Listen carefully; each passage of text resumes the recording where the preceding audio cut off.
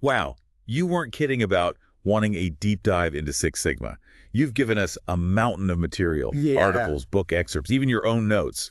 But don't worry, Right. we're going to sift through it all and pull out the nuggets of gold that are most relevant to you. It's exciting to see such a comprehensive collection. You've clearly been doing your research. Yeah, I have to admit, when I saw those numbers about service businesses potentially wasting up to half their budget on inefficiencies, Oh, yeah. that's mind-blowing. Tell me more about that. Where did that come from? That's from the Six Sigma way, and they go on to highlight how GE Capital saw such a massive return on their Six Sigma investment that it essentially paid for itself after the first year. We're talking millions of dollars saved. Millions. Okay, now I'm really intrigued. So let's get this Six Sigma party started. Yeah. What is it in a nutshell? Like, if I had to explain it to my grandma, what would I say? Imagine your grandma's famous apple pie. Six Sigma is like a recipe for making sure every pie comes out perfect every single time, no more burnt crusts or uneven fillings. It's about minimizing mistakes and keeping things consistent, whether you're baking pies or running a multinational corporation. Okay, I can see grandma nodding along to that. But you're also saying it's not just about data and numbers, right? There's a people element to this too. Absolutely.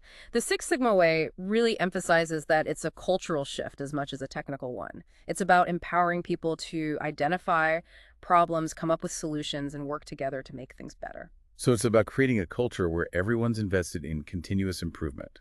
That's fascinating. Yeah. Well, let's get real. Why should you, the listener, care about all this? What's in it for Right. you? Well, think about the wasted time, money, and effort caused by inefficient processes.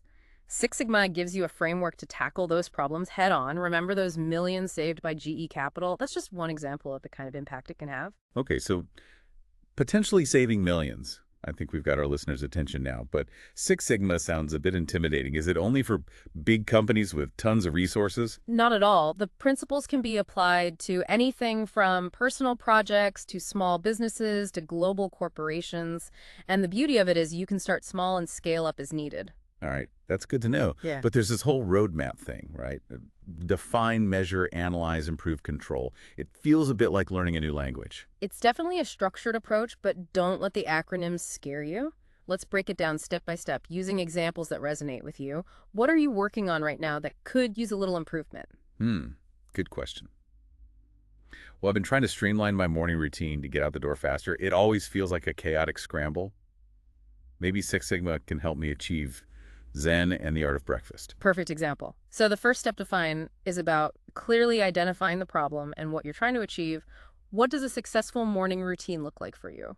I want to be out the door by 8 a.m., feeling calm, energized, and with a healthy breakfast in my stomach.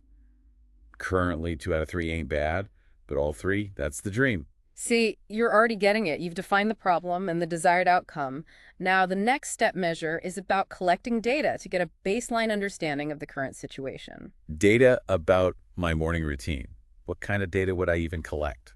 Think about it. How long does each step currently take? Where are the bottlenecks? Are you hitting the snooze button 5 times? Is your coffee maker brewing too slowly? Oh, I see what you mean.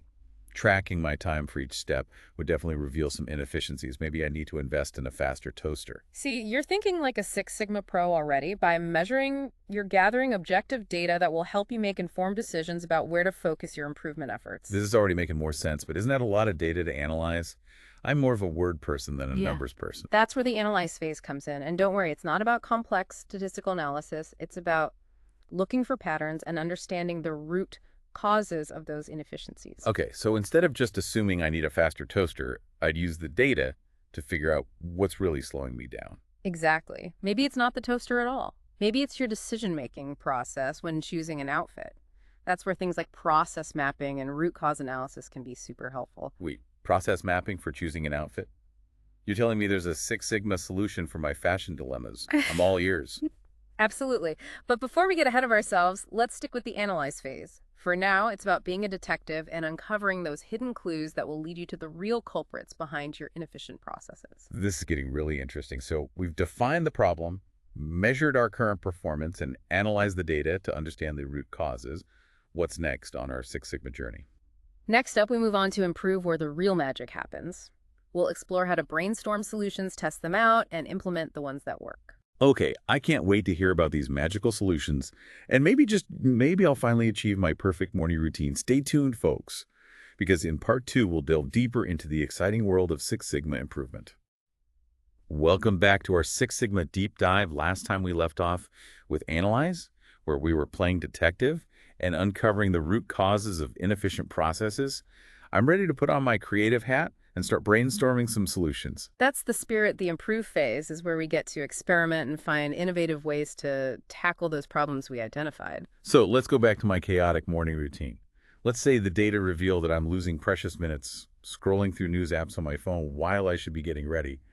How could I apply Six Sigma principles to break this bad habit? That's a perfect example of an area for improvement. Remember, Six Sigma isn't about just throwing random solutions at a problem. It's about having a systematic approach. Okay, so walk me through it. What would a systematic approach look like in this case? First, brainstorm potential solutions. Could you move your phone to another room overnight? Could you use an app that limits your screen time? Could you replace that habit with something more productive, like 5 minutes of stretching? Those are some good ideas. Uh, Especially like the stretching one, getting my blood flowing might actually make me feel more energized than endlessly scrolling. But how do I know which solution is the best? That's where testing and data come back into play. The Six Sigma way encourages piloting solutions before implementing them fully. So try each solution for a week and track how it affects your morning routine. So it's like a scientific experiment. Yeah. I'm the test subject, and my morning routine is the lab. I can get on board with that. Exactly. And remember, data doesn't have to be complicated. It could be as simple as noting down the time you wake up, the time you leave the house, and how you're feeling each morning. Okay, that makes sense. But let's say I've tested out a few solutions and I've found one that works.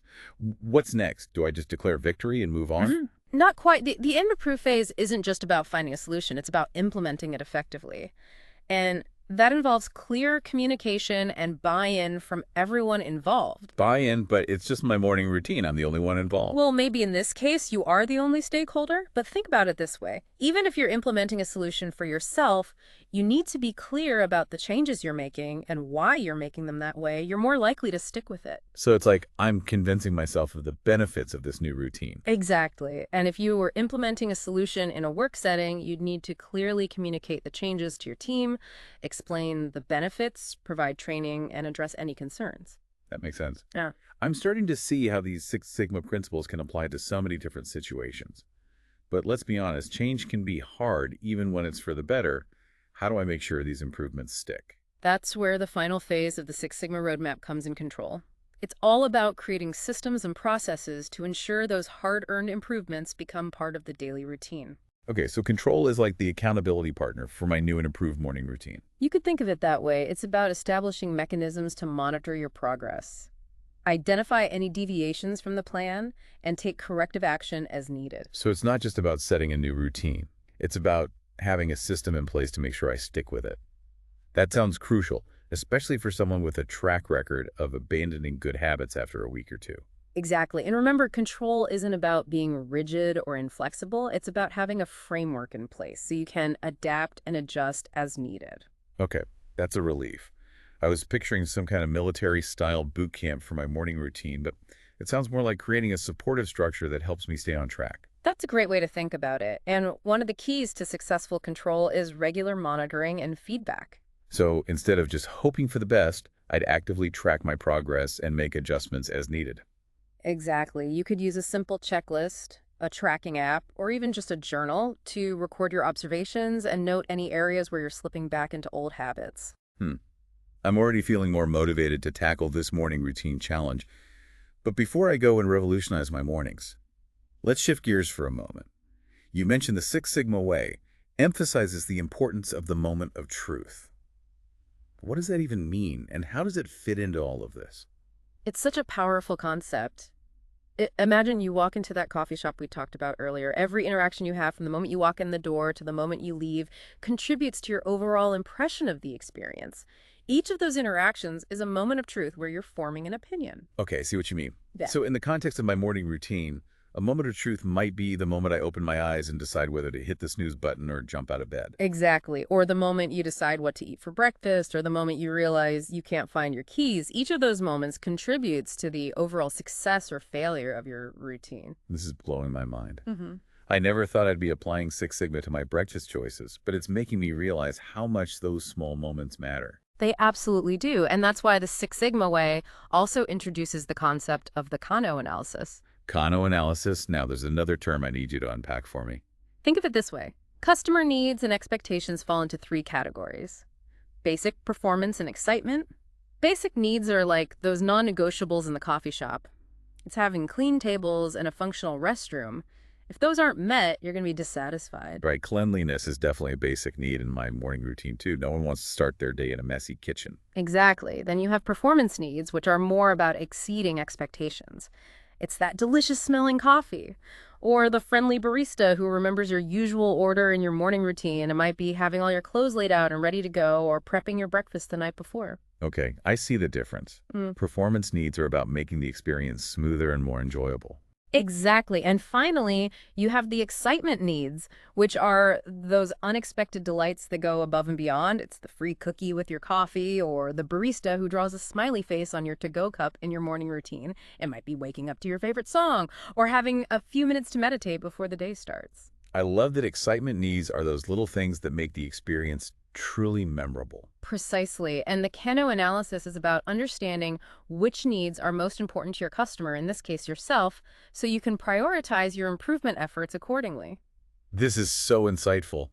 I'm starting to see my morning routine in a whole new light, and I'm definitely going to be incorporating some excitement needs into my plan. But before I get carried away, I think we need to move on to the next phase of our Six Sigma journey. We've defined the problem, measured our performance, analyzed the data, and brainstormed solutions. What's next? Next, we delve into the control phase, where we'll explore how to make those improvements stick and become part of your daily routine.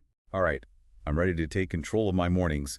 Stay tuned, folks, because in part 3, we'll wrap up our Six Sigma deep dive and equip you with the tools you need to transform any process in your life. All right, we're back for the grand finale of our Six Sigma deep dive. We've covered a lot of ground, from defining problems to brainstorming solutions and even uncovering moments of truth in my chaotic morning routine. You've been a fantastic student. You've really grasped the core concepts and even started applying them to your own life. Well, I have to give you credit for making it so engaging. I never thought I'd be this excited about process improvement. But before we wrap up, I need your help distilling it all down into some key takeaways, especially for our listener who might be feeling a bit overwhelmed by all this information. Absolutely. Let's focus on the most impactful insights from the Six Sigma way, the ones that will really make a difference for you. Okay, hit me with those nuggets of wisdom. First and foremost, don't get lost in the technical jargon.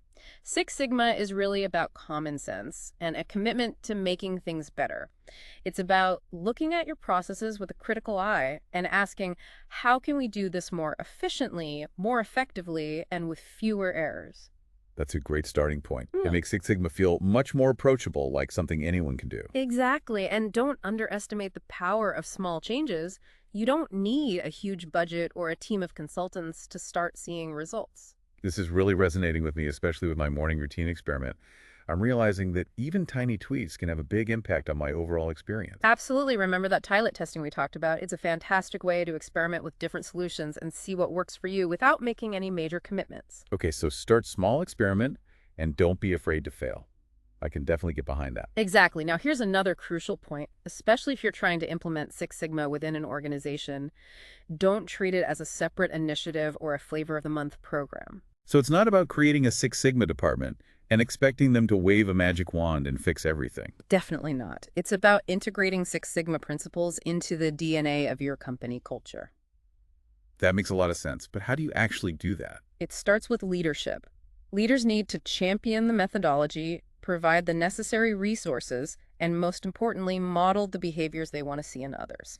So it's about walking the talk, not just talking the talk. Exactly. And it's about creating a culture where everyone feels empowered to identify problems, contribute solutions, and celebrate successes together. I love that it's not about top-down mandates. It's about fostering a culture of continuous improvement from the ground up. Right. And remember, change takes time. Don't expect to see overnight transformations. It's a journey, not a destination. Okay, patience is a virtue. Got it. But what about those moments when I hit a roadblock or feel like giving up any advice for staying motivated on this Six Sigma journey? Remember those millions of dollars saved by GE Capital? Think about the impact you can have by optimizing your processes, whether it's in your personal life or your professional endeavors. Okay, Focusing on the potential benefits is definitely a good motivator. But what about those times when I get stuck in the weeds, trying to figure out which tool to use or which metric to track? Any advice for navigating the technical side of Six Sigma? Don't get too caught up in the tools and techniques. Remember, they are just that tools, they should support your goals, not dictate them. So it's about using the right tool for the job, not just using a tool for the sake of using it. Precisely. And if you're feeling overwhelmed, don't be afraid to seek out guidance from experienced practitioners or tap into the wealth of resources available online. That's reassuring. It feels like there's a whole community of Six Sigma enthusiasts out there ready to help and support each other. Absolutely. And one final thought, don't let perfection be the enemy of progress. It's okay to start small, make mistakes, and learn along the way. That's such an important reminder. It's easy to get caught up in striving for perfection, but sometimes good enough is good enough. Exactly. Remember, Six Sigma is about continuous improvement, not achieving some unattainable ideal. Wow. We've covered so much in this deep dive. Mm. I feel like I've gone from Six Sigma newbie to, well, maybe not quite a black belt, but definitely more of a green belt now. I'd say you've earned your stripes. You've demonstrated a real eagerness to learn and apply these principles. And I have to thank you for being such a fantastic guide. But before we officially sign off, I want to leave our listener with a challenge. Think about one process in your life, big or small, that could benefit from some Six Sigma love. Maybe it's your inbox, your meal planning, or even how you fold laundry. Choose one thing and commit to applying these principles. Start small, experiment, track your progress, and celebrate your successes. You might be surprised at how much more efficient and effective you can become. And remember, we're all in this continuous improvement journey together. So keep learning, keep experimenting, and keep striving to be the best version of yourself.